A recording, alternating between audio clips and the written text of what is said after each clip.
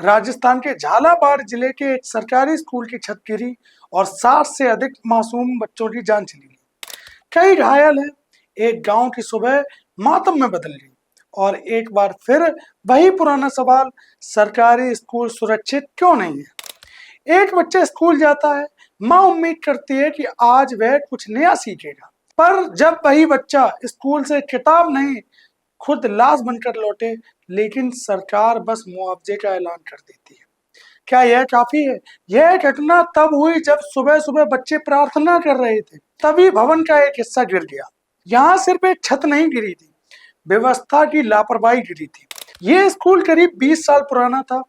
छत पत्थर के स्लैब से बनी थी और बताया गया कि बारिश से उसकी हालत और भी खराब हो चुकी थी। कोई मरम्मत भी नहीं की गई थी, कोई भी चेतावनी बोर्ड नहीं लगाया गया था, कोई छाप नहीं बनाई गई थी और नतीजा यह हुआ कि माँ बाप की गोद सूनी हो गई। क्या टीचरों को स्कूल की हालत नहीं पता थी? क्या गांव वालों ने कभी इसकी शिकायत नहीं की थी?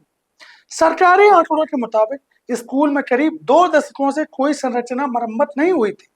छत की दरारें दिख रही थी, दीवारें गीली थी, फिर भी कोई ठेकेदार नहीं आया, कोई इंजीनियर नहीं पहुंचा। आखिर कारण क्या है? मालूम नहीं, क्योंकि शायद ये स्कूल किसी नेता का बदला नहीं था। ऐसा ये पहला मामला नहीं है। भारत में लाखों ऐसे सरकारी स्कूल हैं जिनकी इमारतें भगवान भरोसे चल रही हैं। किसी समय कोई भी दुर्घटना हो सकती है, लेकिन ये अक्सर भारत में ही होता है। हमेशा घटना के बाद ही हम अलर्ट होते हैं। अगर हम रिपोर्ट के अनुसार बताएं तो UDISC प्लस भारत का एकमात्र ऐसा डेटाबेस है जो स्कूलों की स्थिति, भवन की दशा, शौचालय, बिजली मरम्मत आदि की जानकारी देता है।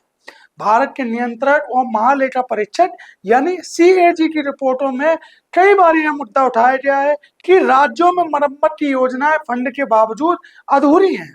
मतलब साफ है, मरम्मत के लिए पैसे तो आते हैं, लेकिन खर्च कहाँ होते हैं ये नहीं दिखाई देता। एग्जाम्पल के तौर पर उत्तर प्रदेश, बिहार, झारखंड, मध्य प्रदेश, उड़ीसा, राजस्थान आदि राज्यों में हजारों स्कूल 20 से 40 साल पुराने हैं जिनकी अभी तक कोई भी मरम्मत नहीं की गई। और कुछ स्कूल तो ऐसे हैं जहां अभी भी लोहे की चादरों की छत और मिट्टी की दीवारें हैं।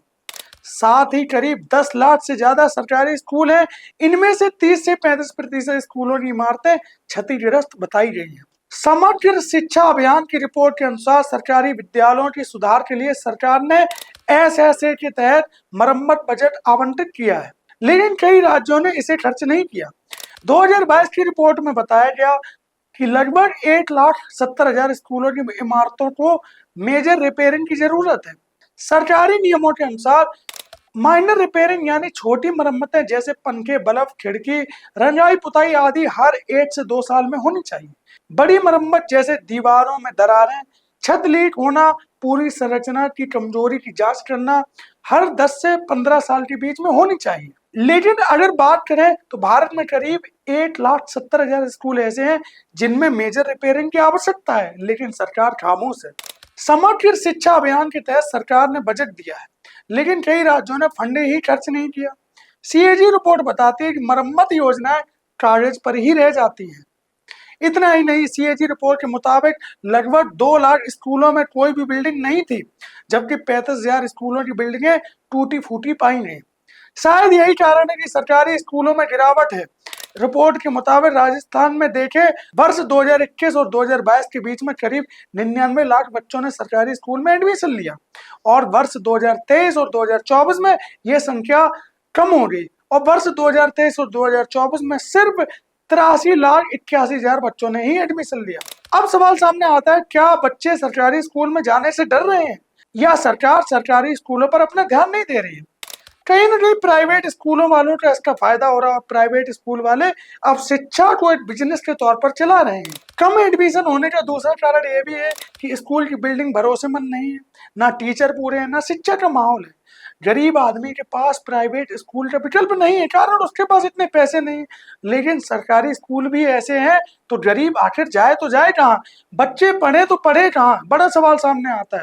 सरकार दावे करती है कि हम बच्चों को फ्री शिक्षा देंगे, लेकिन क्या ये शिक्षा का वायदा वास्तव में पूरा होता दिखाई दे रहा है? शायद ये खोखले बातें। क्या यही पर्याप्त है? क्या वो माँ बाप कभी भूल पाएंगे जिन्होंने अपने बच्चों को खोया है?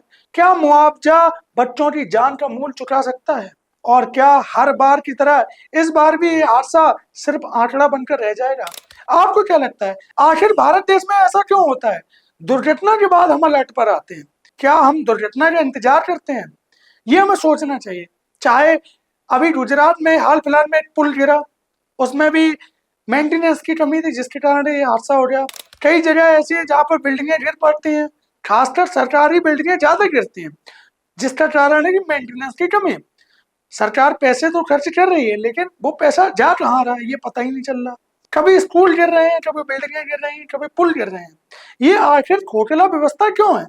सरकार आए दिन भ्रष्टाचार को रोकने के लिए नई नई गतिविधियां कर रही है, लेकिन फिर भी पैसा जा कहाँ रहा है? केंद्र सरकार व कई बजटों में पैसा आवंटन होता है, लेकिन जमीनी स्तर पर पैसा दिखाई नहीं देता। कहीं ना कहीं इन खोखली व्यवस्थाओं को लेकर सरकार को एक बड़ा कदम उठाना चाहिए और इस प्रकार के हो रहे हादसे, जिनमें मासूम बच्चों की जानें जा रही हैं, जिनमें मासूम लोगों की जानें जा रही हैं, इस प्रकार के हादसे आगे ना हो, इस पर एक बड़ा कदम उठाना चाहिए।